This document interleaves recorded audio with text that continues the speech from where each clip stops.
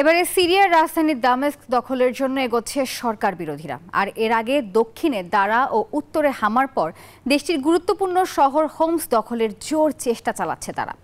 এদিকে সিরিয়ায় বিদ্রোহীদের এমন উত্থানে যুক্তরাষ্ট্র ও ইসরায়েলকে দায়ী করছে ইরান। আর অন্যদিকে ভারতের পর নাগরিকদের সিরিয়া ছাড়তে বলল যুক্তরাষ্ট্র ও ইরান।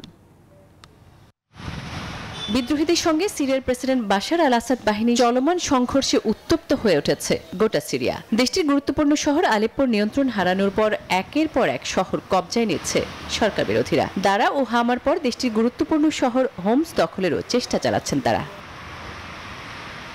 এখানেই শেষ নয়, উত্তর দক্ষিণ থেকে শহর দখল করতে করতে এবার রাজধানী দামেস্কের দিকে এগোচ্ছে আসাদ বিরোধীরা। সিরিয়ার মাটিতে বিদ্রোহীদের এমন আধিপত্যের জন্য ইসরায়েল ও যুক্তরাষ্ট্রকে দায়ী করছে ইরান। দুই দেশ ইসরায়েল ও যুক্তরাষ্ট্রের ষড়যন্ত্রেই সন্ত্রাসী কর্মকাণ্ড চালাচ্ছে বিদ্রোহী গোষ্ঠীগুলো। এদিকে চলমান আবহে মার্কিন নাগরিকদের সিরিয়া ছাড়ার নির্দেশ দিয়েছে যুক্তরাষ্ট্র ও ইরান। এর আগে নিজেদের নাগরিকদের সিরিয়া ছাড়ার নির্দেশ দেয় ভারত। আসমা তুলি, নিউজ 24।